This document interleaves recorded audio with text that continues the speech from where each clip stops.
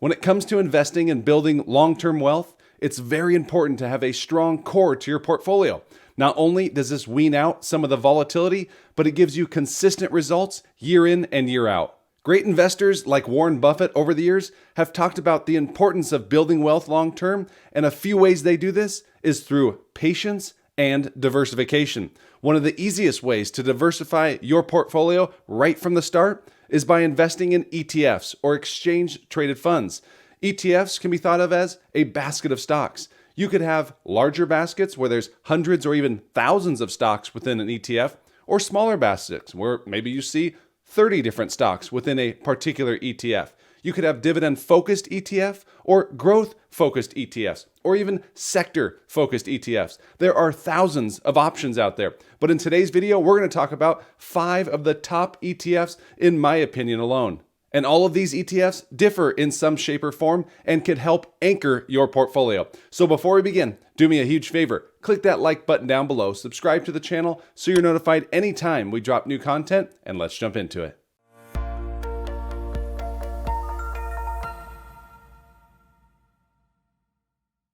Hey everyone, Mark Roussin here, back for another video. As always, I'm a CPA and not a financial advisor, so please do not take this as financial advice.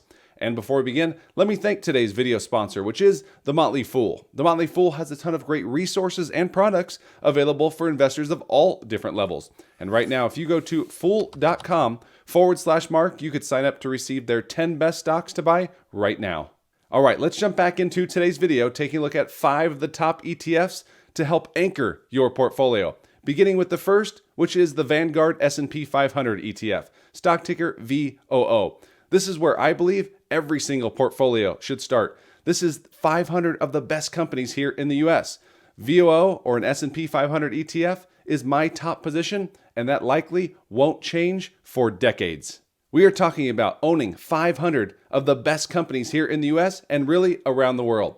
So when we look closer here at VOO, it's one of the most widely owned ETFs. It has assets under management of $1.1 trillion, an expense fee of 0.03%, making it extremely low cost. Over the past decade, VOO is up 176%, and the dividend yield comes in at 1.4%. Again, VOO gives you that ownership to 500 of the best companies, but it also gives you solid diversification. Here's a look at the sector breakdown. The top sectors are technology, which is 31% of the fund, followed by healthcare, equating to 13%, financials at 13%, consumer discretionary at 11%, and communication services coming in at 9%.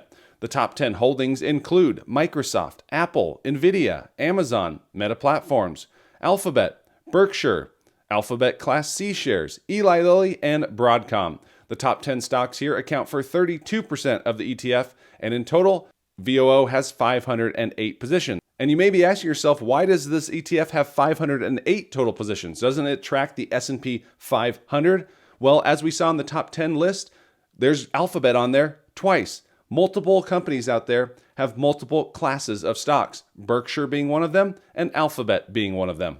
So when you invest in the S&P 500, you're getting broad exposure and exposure to some of the top companies here in the US. Although it has been growing its technology exposure as that sector has been booming over the past year. Now let's move on to buy and hold ETF number 2, which is QQQM, which is the Invesco NASDAQ 100 ETF. This is the sister fund to the very popular QQQ. But again, this is a video focused on buy and hold. And although QQQM is very similar, almost exact to that of QQQ, it does have one thing that we like for buy and hold investors. That is a lower expense ratio. As you can see here, assets under management are $23 billion. And again, this is a newer ETF, so much smaller in size than that of QQQ, which has $255 billion in assets under management. The expense fee, though, is 0.15% compared to QQQ having an expense ratio of 0.2%. Over the past 12 months, QQQM is up 41%, and it has a dividend yield of just 0.66%. So this ETF is focused much more on growth and heavy exposure to that technology sector. So you are going to have a lot of crossover when you're looking at something like VOO and QQQM. So make sure you take that into consideration before investing here. Looking here, you could see a breakdown of those sectors, which led by technology, even higher exposure to technology than that of the S&P 500. 50% exposure here, followed by communication services at 16%, consumer discretionary at 13%, healthcare at 6%, and consumer staples at 6% as well. So much heavier focus on technology and less on the other sectors there. Now let's take a look at the top positions, which again, you'll see a lot of similar names that we just looked at. The top dog is Microsoft, followed by Apple, Nvidia, Amazon, Meta Platforms, Broadcom, both shares of Alphabet, Tesla, and then rounding out the top 10 is Costco. The top 10 stocks account for 47%, and total positions here in this fund is 104. So much smaller in terms of size and much higher in terms of exposure to that technology sector. That brings us to buy and hold ETF number 3, which is the Schwab US Dividend Equity ETF, stock ticker SCHD. You didn't think we were going to be doing a top ETF video and not mention one of my favorite, or in fact, my favorite dividend-focused ETF, which is SCHD. It just checks a lot of the boxes. There's a lot of different dividend-focused ETFs out there. Some focus more on dividend growth. Some focus more on higher yield. SCHD has higher yield than some of those high yield ETFs and faster growth than some of those dividend growth focused ETFs. SCHD currently has $55 billion in assets under management, a very low expense fee of just 0.06%. Over the past decade, SCHD is up 110%. It has a dividend yield of 3.4% and a 5-year dividend growth rate of 12%. Why do I like SCHD so much? Well, we just touched on the dividend component, but another component on why I like it so much is the fact that it is a great complement to the likes of both ETFs we just looked at, VOO as well as QQQM. Both of them heavy technology exposure. You're going to see here in a second that SCHD doesn't have that much in terms of technology exposure. So this is going to further broaden out our portfolio. So when the market is rallying and we're seeing a broad rally, SCHD is going to do quite well. Here's a look at that sector breakdown, where the top sectors include financials, which are 17% of the fund, followed by healthcare at 15%, industrials at 14%, consumer staples 14%, and energy 14%. Much more broad, not overly exposed to one single sector. And you don't see technology in the top 5, as it only accounts for 8.6% of SCHD. Here's a look at the top stocks, which include Chevron, Lockheed Martin, Verizon Communications, Texas Instruments, UPS, PepsiCo, Cisco Systems, Bristol Myers, BlackRock, and Pfizer. The top 10 stocks account for 39% of SCHD, and in total, it has 104 total positions. Again, SCHD checks a lot of boxes for me. It diversifies my portfolio. It complements the likes of the S&P 500 ETFs as well as the technology-heavy ETFs. It's got a great dividend yield and strong dividend growth. Now let's take a look at buy and hold ETF number 4, which is the iShares Core High Dividend ETF, stock ticker HDV.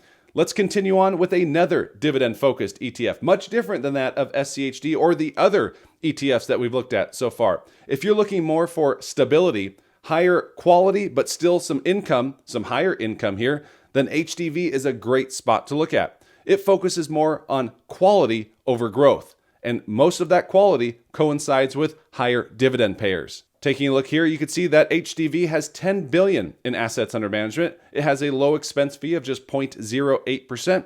And over the past decade, the fund is up nearly 50%. It does have a dividend yield of 3.4%. When you see the top 10 stocks within this ETF, again, you're going to notice that there's going to be a lot of notable names that you're quite familiar with.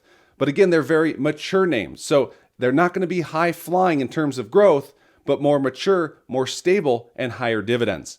But first, let's take a look at the top sectors, which are led off by energy at 27%, consumer staples at 18%, followed by healthcare at 17%, technology at 9%, and utilities at 8.5%. Much more defensive sectors, but the larger exposure to energy actually makes this ETF a big outperformer over the group over this past month. Here's a look at the top stocks, which include Exxon, Chevron, Verizon Communications, Johnson & Johnson, AbbVie, Philip Morris, Merck, PepsiCo, Coca-Cola, and Altria Group. These top 10 stocks account for 51% of the ETF, and total positions equal only 81. Much more stable companies there and a different group, different sectors involved there, which again complements the other ETFs that we've already looked at. And that leads us to buy and hold ETF number 5, which is the Vanguard Total Stock Market ETF, stock ticker VTI.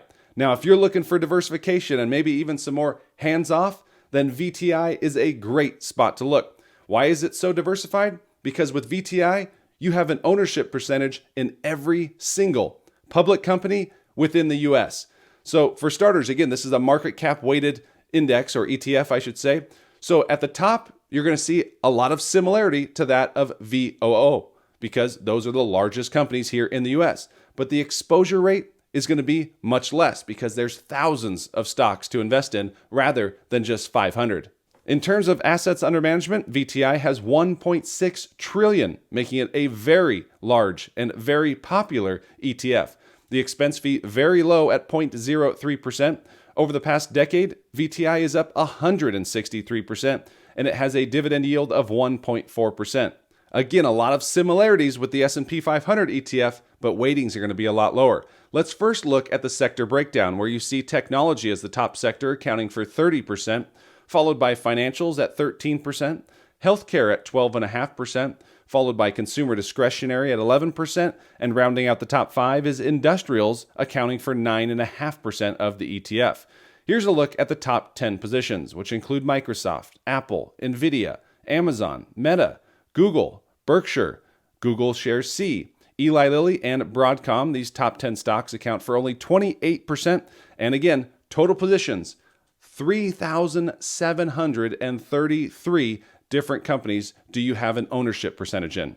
So again, that is the ultimate diversification play there. Every single stock in the US. They even have ETFs that invest in every single public company around the world. That's VT, but I like to focus more on the US as a whole. So that's our video for today. 5 top ETFs to buy and hold over the long term to help not only diversify, but build that generational wealth that we're always chasing after. Down in the comment section below, let me know, what would your top 5 list be for buy and hold? Not things we're going in and out of, but something you're going to buy today and hold for decades. Let me know down in the comment section. And if you haven't done so yet, make sure you smash that like button down below, subscribe to the channel, and we'll see you in the next one. Take care.